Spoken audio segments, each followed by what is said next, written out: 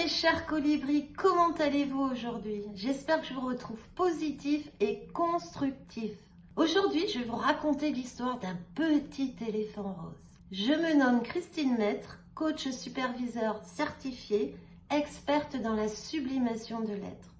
Vous trouverez sur le site nouvelleaptitude.a.fr ou .com des programmes de transformation qui vous permettront de vous sublimer de vous-même à votre rythme et en toute autonomie. Si vous avez besoin de plus amples informations, je vous invite à me contacter via le formulaire de contact sur le site. Le descriptif est dans la vidéo. Je vous invite à vous abonner à la chaîne si ce n'est déjà fait, car vous savez que c'est important pour son référencement, pour sa visibilité. N'hésitez pas à liker les vidéos si elles vous ont plu, à les partager autour de vous et à vous abonner sur la petite cloche de façon à être averti de toutes les nouvelles vidéos. Aujourd'hui, je vais vous raconter l'histoire d'un petit éléphant rose. Il est su depuis l'Antiquité que lorsque vous attachez un petit éléphant rose à une corde, mais en fait, dans sa tête, il sait qu'il ne peut pas partir, qu'il ne peut pas aller se promener où bon lui semble. Et une fois adulte, cet éléphant rose, vous n'aurez même plus besoin de l'attacher à une corde. Il vous suffira simplement de poser la corde à côté de lui. Et en fait, dans sa tête, il va savoir qu'il ne peut pas bouger, donc il va rester immobile pendant des heures et des heures. Pourquoi cet éléphant rose ne partira plus? Parce qu'en fait, vous l'avez soumis. Vous l'avez conditionné depuis sa plus tendre enfance avec cette corde qui l'empêche de partir. Donc à chaque fois qu'il va avoir une corde qui va être posée à côté de lui, il ne va même pas penser à partir, il va rester là. Pourquoi? Parce qu'en fait, il a juste été conditionné. Et en fait, votre esprit est comme ce petit éléphant rose. Car dès petit, vous vous êtes construit une personnalité, ce qu'on appelle un moi adapté. Avec vos blessures, avec vos zones d'ombre, avec vos drivers, etc. Et en fait, il en est de même avec toutes ces pensées que vous vous racontez à longueur de journée, avec tous ces scénarios que vous suivez à longueur de journée. Il en est de même que ce petit éléphant rose avec toutes ces cordes. Car toutes ces cordes vous lient en réalité. Prenons un exemple pour illustrer mon propos. Imaginez que vous deviez porter cet objet 7 jours sur 7, 365 jours par an. Que vous devez manger avec cet objet, que vous devez dormir avec cet objet, que vous devez vous laver avec cet objet. Et vous ne pouvez pas vous débarrasser de cet objet. Au bout d'un moment, en fait, ça va juste vous saouler de porter cet objet, sachant qu'il a quand même un certain poids. Imaginez que vos pensées sont représentées par cet objet. Combien de tonnes, combien de cordes portez-vous chaque jour?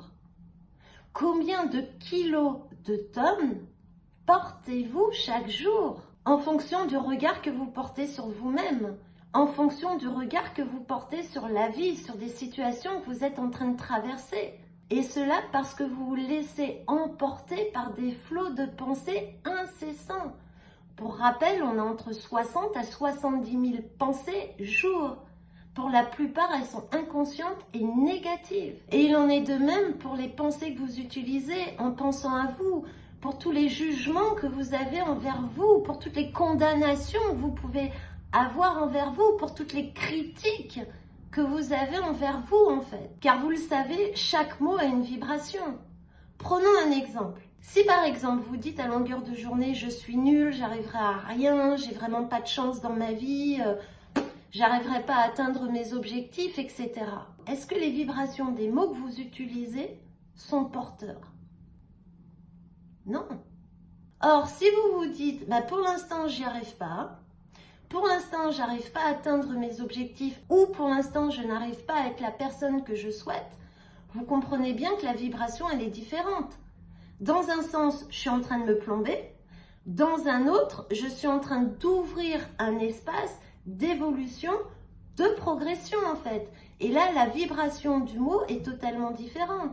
Sachant que nous sommes des êtres énergétiques évoluant dans un univers vibratoire et énergétique, donc forcément, les mots que vous vous racontez, les mots que vous utilisez pour décrire une situation que vous vous racontez dans votre vie, ça va avoir un impact sur le champ morphique, sur l'univers. car vous le savez que nous sommes des émetteurs-récepteurs et qu'en fonction de notre vibration interne, de notre baromètre interne, mais en fait, en réalité, où on manifeste du manque dans nos vies, dans tous nos domaines de vie, car nous avons des émotions et des pensées de manque, de peur, d'angoisse, etc. Ou alors, à l'inverse, vous utilisez des mots, des pensées, des vibrations de joie, d'amour, de reconnaissance, de gratitude, et alors vous manifestez dans votre vie de l'abondance. Et ce, sous toutes ses formes et dans tous vos domaines de vie. Il faut savoir que dans certaines religions bouddhistes, hindouistes, voire même chrétiennes en fait, on nous dit que le Verbe est créateur et qu'en réalité, on crée notre enfer ou notre paradis sur terre. Et de la même manière que suivant les mots, les intentions, les émotions, les pensées que vous utilisez, vous effectuez de la magie noire ou de la magie blanche. Car encore une fois, tout est une question de vibration et d'énergie. Et pour rappel, nous avons entre 60 à 70 000 pensées jour, sachant qu'il n'y en a que 5 qui arrivent à notre conscience. Toutes les autres, ce sont des programmes inconscients qu'on se répète, que si vous n'êtes pas en conscience, en fait, vous ne vous rendez même pas compte que vous êtes en train de penser. Et quand vous êtes en conscience et que vous arrivez à vous observer et à être l'observateur de vos pensées, vous vous rendez compte que ça turbine en permanence. D'où l'importance de rester dans le moment présent, de pouvoir détecter toutes ces pensées, toutes ces croyances, toutes ces émotions inconscientes en fait, de façon à ce que vous puissiez créer votre futur en conscience. Je vais vous raconter une petite histoire. Ceux qui sont de ma génération connaissent ce grand acteur qui était Jean Marais. Et Jean Marais, quand il était jeune, il faisait plein de petits boulots, etc. Mais son rêve, c'était de devenir acteur. Et en fait, à Paris, il traînait régulièrement sur les plateaux de tournage, dans la rue, etc. Et un jour, il tombe sur un plateau de tournage et il entend un producteur qui est en train de râler parce que l'acteur qu'il a en rôle principal ne lui plaît pas et ne correspond pas. Du coup, il a un de ses assistants qui lui propose un nom d'acteur. Et le producteur lui dit « Non, mais en fait, ça ne m'intéresse pas. Ce monsieur, il a vraiment pas de chance et tout, j'en veux pas. » Qu'est-ce qu'a fait Jean Marais dans sa tête? Il était à l'affût des opportunités. Il a entendu en fait que ce producteur, ce réalisateur ne voulait pas de cet acteur car il n'avait pas de chance. Donc Jean Marais, qu'est-ce qu'il a fait? Il a commencé à dire à tout le monde qu'il avait beaucoup de chance dans sa vie, etc. Et au fil du temps, Jean Marais s'est persuadé qu'il avait de la chance. Donc effectivement, il a été pris en tant qu'acteur. Il a joué dans ce rôle. Et quand vous savez la carrière qu'a fait Jean Marais, c'est juste extraordinaire. Et pourtant, à la base, cet homme-là n'avait pas plus de talent qu'un autre. Il a juste été opportuniste. Il s'est juste auto-persuadé qu'il avait de la chance. Et il a diffusé à tout le monde dans son entourage qu'il avait de la chance. Et effectivement, c'est devenu sa réalité dans la matière. Pourquoi je vous raconte ça? Parce qu'en fonction des croyances que vous avez sur vous, en fonction des croyances que vous avez sur la vie, sur votre environnement, etc., vos croyances vont devenir vos réalités. Vos émotions vont devenir votre réalité. Vos pensées et vos peurs vont devenir vos réalités. D'où l'importance, encore une fois, d'être attentif et d'être en conscience. Parce que si vous n'allez pas travailler vos pensées, vos croyances limitantes, vous allez reproduire toujours les mêmes expériences de vie, toujours les mêmes schémas inconscients et en fait, vous n'allez pas pouvoir évoluer. Et pour vous donner un exemple, cette jeune femme que j'ai accompagnée pendant 1 an pour la réussite de ces 4 concours de la fonction publique, cette jeune femme, elle a réussi les 4 et là, dans quelques semaines, elle termine son diplôme en tant que directrice de la fonction publique et elle va prendre 2 postes de direction au 1er janvier. Donc vous vous rendez compte que quand vous travaillez vos croyances, vos pensées limitantes, que vous êtes attentif à vos émotions, à ce qui se passe à l'intérieur de vous, vous avez la possibilité de changer votre vie et de révolutionner complètement votre vie. Je voudrais vous rajouter aussi un point très important. Lorsque vous vous laissez définir par l'autre, par vos parents, par vos collègues de travail, par votre conjoint, peu importe par qui, et que vous acceptez l'idée qu'ils vous disent, mais vous ne pouvez pas réaliser tel objectif, tu n'arriveras pas à passer tel examen ou avoir tel emploi ou avoir telle vie, etc. Ben en fait, vous vous laissez juste définir par l'autre. Ça veut dire que vous laissez votre pouvoir à l'autre. Et pour vous donner un exemple, il y a quelques années, quand j'ai décidé d'être coach et d'aller dans cette voie, j'ai beaucoup de personnes dans mon entourage proche qui m'ont dit « Mais Christine, tu fais n'importe quoi, tu ferais mieux d'avoir un boulot qui rapporte, tu ferais mieux d'avoir un boulot sérieux, nanana. » Est-ce que je me suis laissée définir par les autres? Est-ce que je me suis laissée habiter par les peurs des autres? Non! Je me suis définie moi-même en fonction de mes objectifs, en fonction de ce que je voulais créer dans ma vie, en fonction de ce qui résonne à l'intérieur de moi et ce que j'avais envie de transmettre aux uns et aux autres afin que vous puissiez vous sublimer de vous-même. Et quelques années après, je suis devenue experte dans la sublimation de l'être. Donc ne vous laissez pas définir par les gens. Ne permettez pas aux gens de vous dire « mais tu es qualifié pour faire ça » ou tu n'es pas qualifié pour faire ça, ou tu devrais faire ci, ou tu n'es pas assez bien, ou il faudrait que tu fasses un régime, ou il faudrait que tu t'habilles comme ça, ou il faudrait que tu te comportes comme ci et comme ça. Non, il faut juste arrêter en fait. Soyez à l'écoute de votre être divin, de votre conscience supérieure, et ne vous laissez définir par personne. Si cette jeune fille s'était laissée définir par des peurs, par lui dire mais c'est juste n'importe quoi, tu vas passer 4 concours de la fonction publique en 1 an, tu crois que tu vas les réussir? Mais en fait, elle a fait juste un travail sur elle-même. Et elle est restée focus sur ses objectifs jusqu'à ce qu'elle atteigne ses résultats. Et c'est juste hallucinant en fait. Moi, c'est vrai que quand elle m'a dit qu'elle avait réussi ces 4 concours de la fonction publique, j'étais totalement bluffée. Et il y a plein de miracles comme ça qui s'opèrent dans nos vies. Il suffit juste d'être aligné, il suffit juste de transformer ses pensées, ses croyances, ses peurs, ses émotions et de se dire non en fait, moi ce qui m'intéresse c'est cet objectif et je vais l'atteindre. Et je fais fi de ce qu'on peut dire et je fais fi de la manière dont on va pouvoir me qualifier ou non en fait.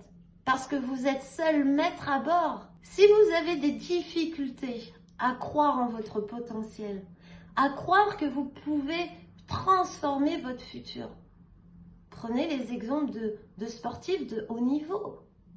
Dès leur plus jeune âge, ils se conditionnent pour atteindre un haut niveau d'excellence au niveau sportif. Et je sais qu'il y a même des sportifs qui écrivent sur leurs mains « tu peux y arriver, tu réussis en fait ».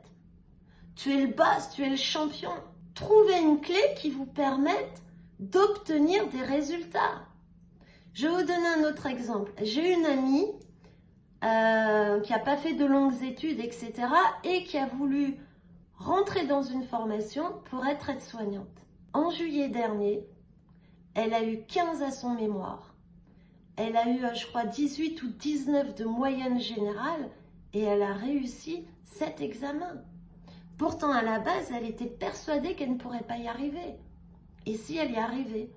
Et elle-même n'en revient pas des notes qu'elle a eues, parce que dans sa tête, elle s'était conditionnée, elle s'était auto-persuadée que c'était une mauvaise élève, qu'elle n'y arriverait pas. Ben, si à 30 ans, elle a réussi à avoir son diplôme d'aide-soignante avec pas loin de 17 ou 18 de moyenne générale, je crois. Et c'est juste hallucinant.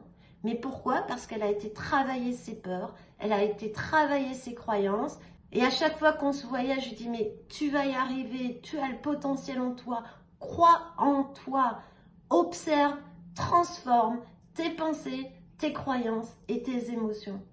Et c'est vrai que je suis tellement heureuse pour elle, parce que ça faisait des années que je l'entendais dire qu'elle était bonne à rien, qu'elle n'arriverait pas, etc., etc.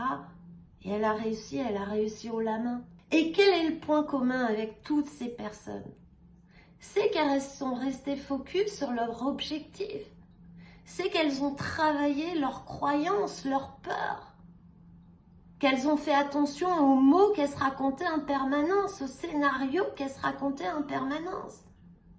Et toutes ces personnes-là ont atteint leurs objectifs et ont pu ainsi créer leur vie en conscience. Et il en est de même pour vous. Si vous avez des rêves, si vous avez des buts, ne vous laissez pas définir par les uns, par les autres.